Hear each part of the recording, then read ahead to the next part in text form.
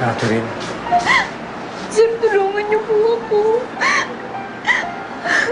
Gusto ko pong makaligtas yung nanay ko.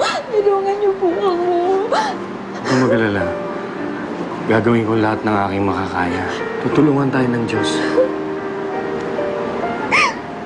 Bakit naman kasi ganun ng Diyos eh? Ginakaya ko lahat ng pagsubok na binibigay niya sa akin. Pero sana naman huwag naman ganito. Huwag niyo muna kunin sa akin si Inay. Catherine. Catherine, ang lahat ng nangyayari may dahilan. Maaaring may mas magandang plano para sa iyong Diyos. Lahat ng mga binibigay sa ating pagsubok, kakayanin natin yan. Hindi siya nagbibigay ng hindi natin kakayanin. Kaya tatagan mong yung loob. Makakaligtas si Ising. Sana nga ho, sir. Kasi kung hindi ko mapapatawad yung gumawa nito sa kanya. Sino may gawa nito, Catherine? Yung driver po ni Charles.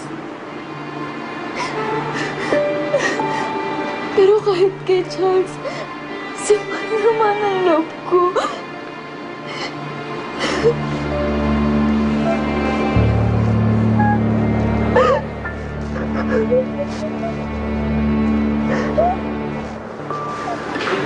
Catherine, nandiyan na sa baba yung mga pulis.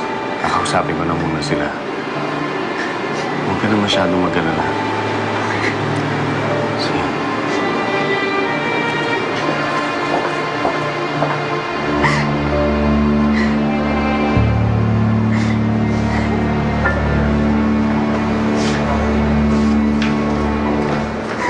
Charles! Ma, Sinabi na sa akin ni Oscar ang mga nangyari. Charles, ano na naman ba itong gusot na pinasok mo?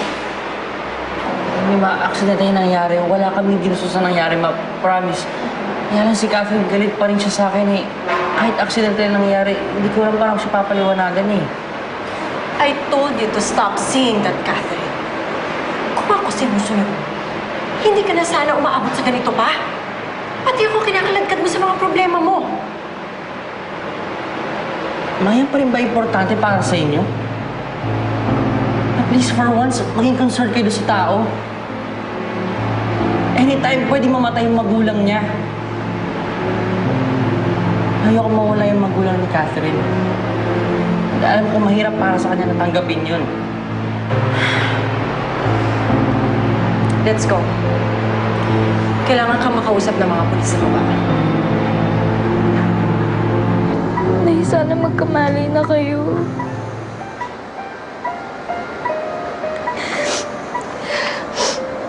So, huwag niyong kakalimutan. Andito lang po ako, ah. Hihintayin ko po kayong magising. Kasi matagal po tayo magkakasama eh.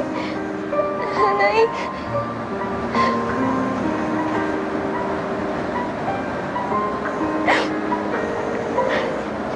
Dito lang ako, ah.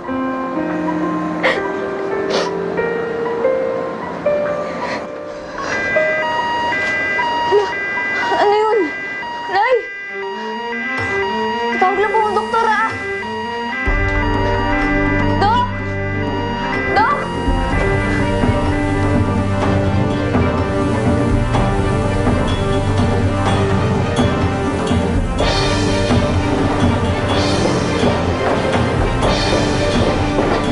Tita Amara! Gawin na natin ito. Tita Amara, baka dumating na sina Daddy. Huwag na natin ituloy yung plano mo. Umalis na tayo. Pwede ba, Maylin? Sumunod ka na lang. Pupunta na lang ho kami sa estasyon para may file yung complaint. Sige, salamat ho. Sir Ferdinand! Catherine, bakit? Eh, yung po kasi nakakabit kay Inay tumunog eh. Dok! Let's go.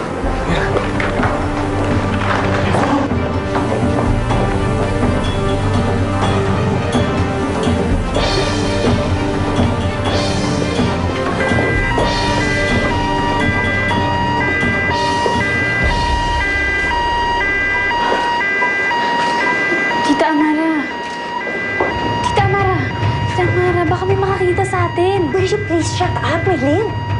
Huwag mo sirain yung plano ko. Ito lang ang paraan para hindi nila malaman yung sekreto na iniingatan ko. Kailangan mawala na itong si Ising.